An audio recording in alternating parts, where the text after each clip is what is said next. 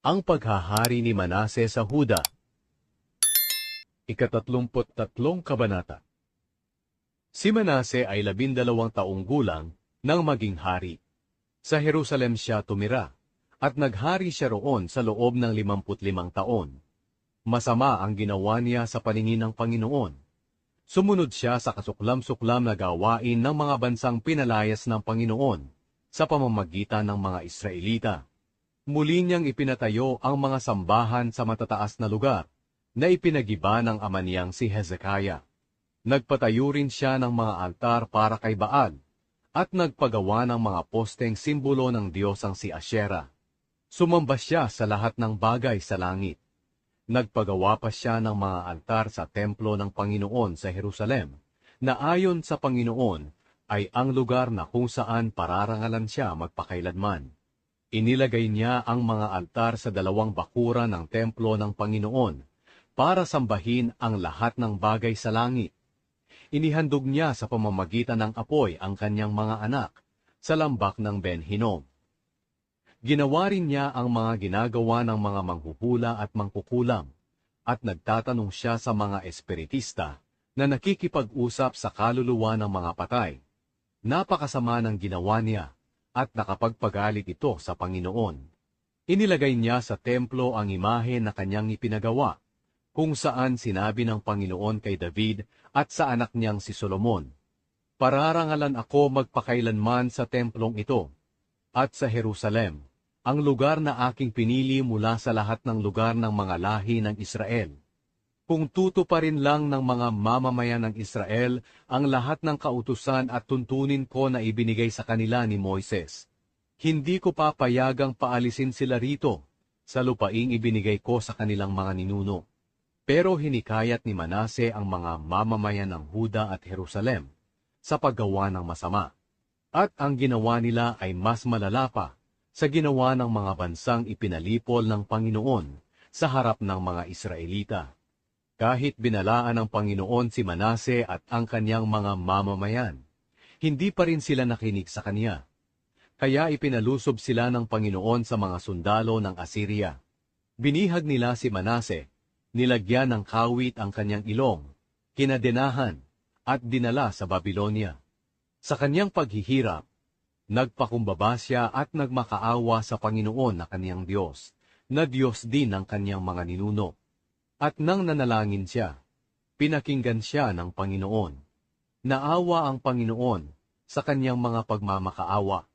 Kaya pinabalik siya ng Panginoon sa Jerusalem at sa kaharian niya. At napagtanto ni Manase na ang Panginoon ang Diyos.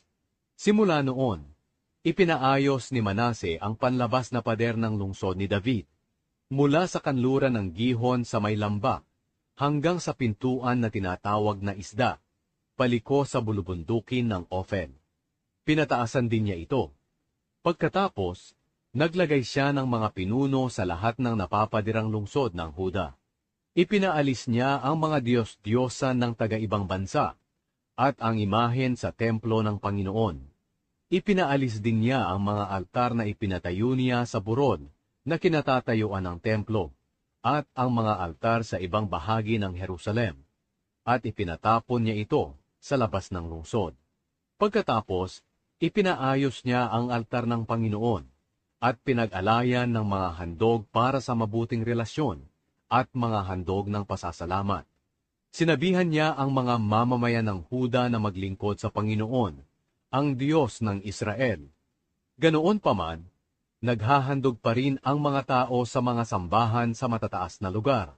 Pero ang Panginoon lang na kanilang Diyos ang hinahandugan nila. Ang iba pang salaysay tungkol sa paghahari ni Manase, pati ang pananalangin niya sa Diyos, at ang mga sinabi ng mga propeta sa kanya sa pangalan ng Panginoon, ang Diyos ng Israel, ay nakasulat sa aklat ng kasaysayan ng mga hari ng Israel. Ang panalangin niya at ang sagot ng Panginoon sa kanya, pati ang lahat niyang kasalanan at pagsuway sa Panginoon, ay nakasulat sa aklat ng mga propeta. Nakatala rin dito ang mga lugar na pinatayuan niya ng mga sambahan, mga posteng simbolo ng Diyosang si Asyera, at ng iba pang mga Diyos-Diyosan, bago pa siya nagpakumbaba sa Diyos. Nang mamatay si Manase, inilibing siya sa palasyo niya, at ang anak niyang si Amon ang pumalit sa kanya bilang hari. Ang paghahari ni Amon sa Huda. Si Amon ay 22 taong gulang nang maging hari. Sa Jerusalem siya tumira, at naghari siya roon sa loob ng 2 taon. Masama ang ginawa ni Amon sa paningin ng Panginoon, gaya ng ginawa ni Manase na kanyang ama. Sinamba at hinandugan niya ang mga Diyos-Diyosan na ipinagawa ni Manase. Pero hindi tulad ng kanyang ama, hindi siya nagpakumbaba sa Panginoon. Sa halip, dinagdagan pa niya ang kanyang kasalanan. Nagplano ng masama ang mga opisyal ni Amon laban sa kanya, at pinatay siya sa palasyo niya. Pero pinatay ng mga mamamayan ng Huda ang lahat ng pumatay kay Haring Amon. At ang anak niyang si Josiah ang ipinalit nila bilang hari.